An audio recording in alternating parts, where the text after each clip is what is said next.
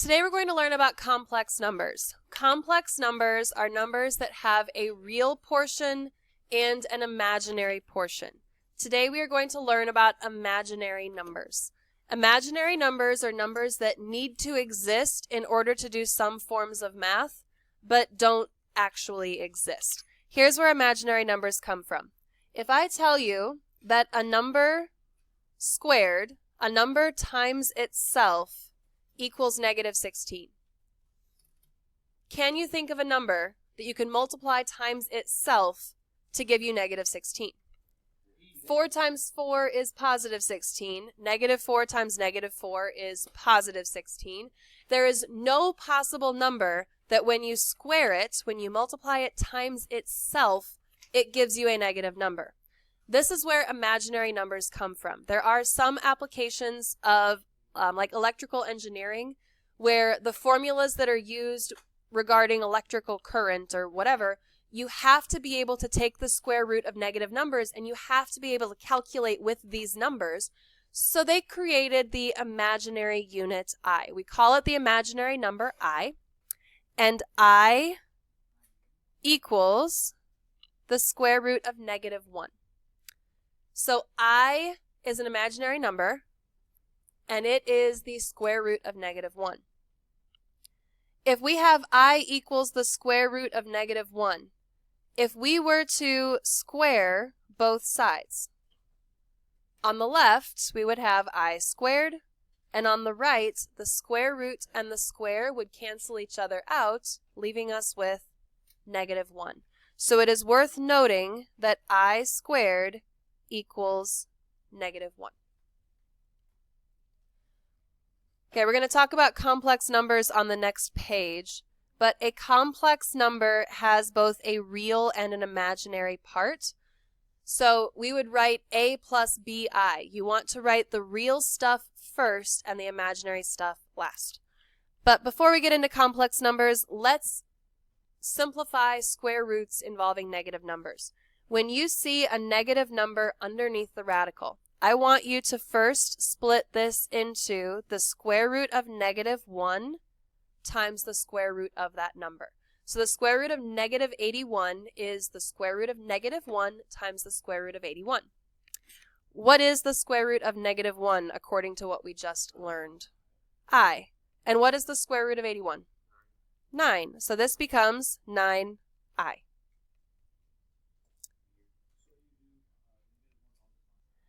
Square root of negative 56. Again, start by pulling out the square root of negative 1 times the square root of 56. We know that the square root of negative 1 is the imaginary number I. Now we need to simplify the square root of 56. So think about what perfect square could you break 56 into? 25 doesn't work, 16 doesn't work, 9 doesn't work, 4?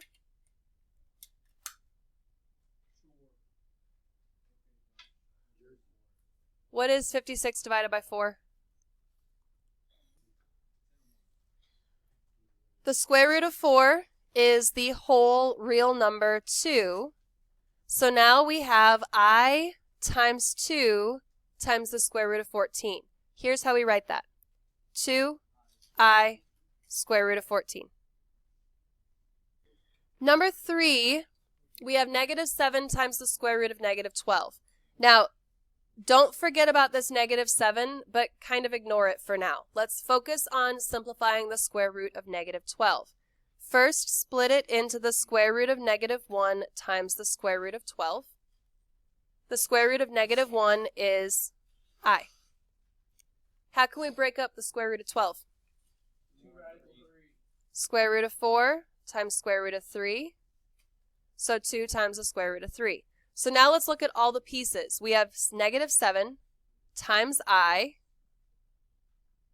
times 2 times the square root of 3. The correct way to write this would be multiplying negative 7 and 2 together to get negative 14, and then your I, and then square root of 3. And this leads us into my favorite math joke, which I realize is not very funny, but I have to share it with you. The math joke is the square root of negative 1 over 64. According to our rules, this would break into the square root of negative 1 over the square root of 64. What is the square root of negative 1? I. What is square root of 64? Read that. I over 8. Like I ate too much food. I overate. To add or subtract complex numbers, we need to add or subtract the real parts and add or subtract the imaginary parts separately. Basically, I works kind of like an X, and you can combine like terms just like you can if there was an X.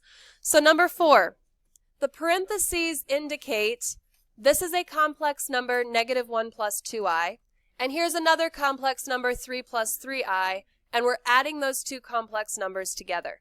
So really this is negative 1 plus 2i plus 3 plus 3i. Combine like terms. What's negative 1 plus 3? 2. What is 2i plus 3i? 5i.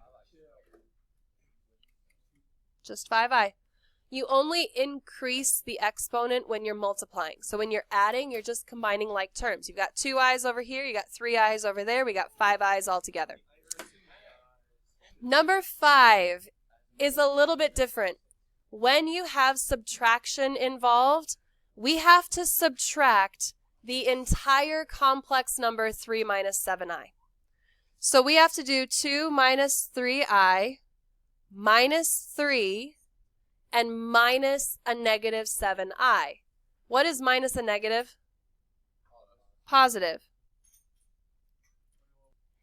It's kind of like there's a negative 1 in front of it, and so you're distributing that negative into the parentheses. Once you've distributed the negative, now combine like terms. 2 and negative 3 is negative 1. Negative 3i and 7i is positive 4i.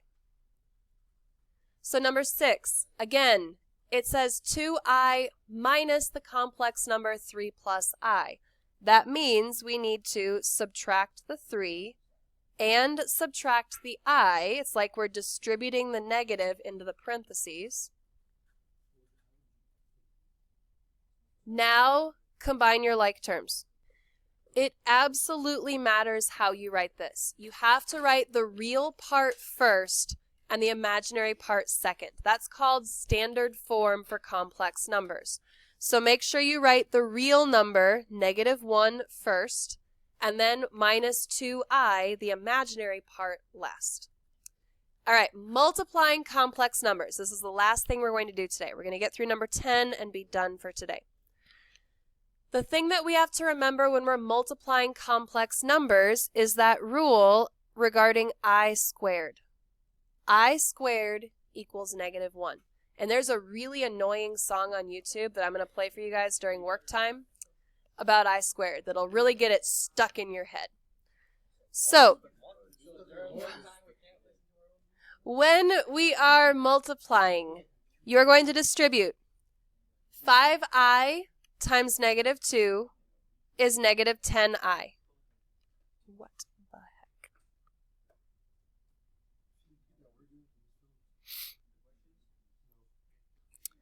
Okay. And then we multiply 5i times I. Anyone know what 5i times I is? 5i squared. And we just talked about that I squared is negative 1. So 5i squared means 5 times negative 1, which is negative 5.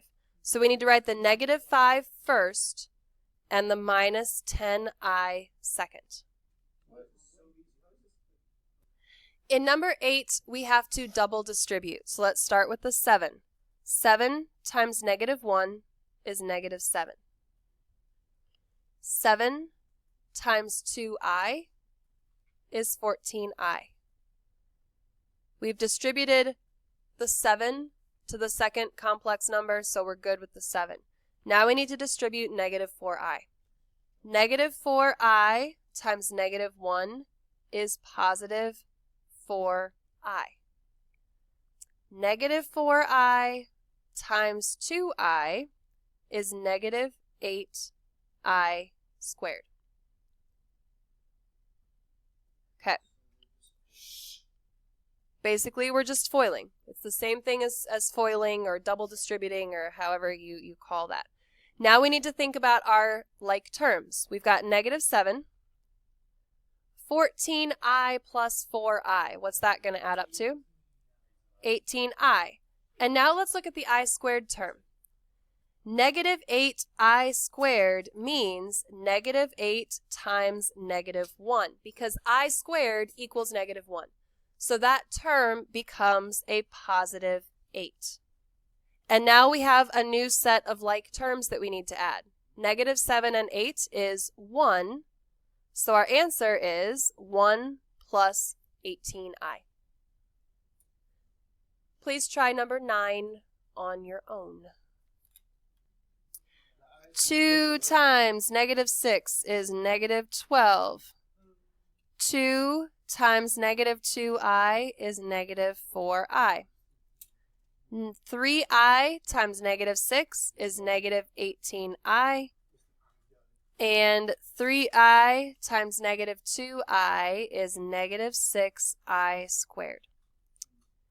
So I've got negative 12. My like terms, negative 4I and negative 18I, become negative 22I. And negative 6I squared means negative 6 times negative 1 because I squared equals negative 1. So that term becomes plus 6. Now combine your negative 12 and your 6 to negative 6 minus, 22I.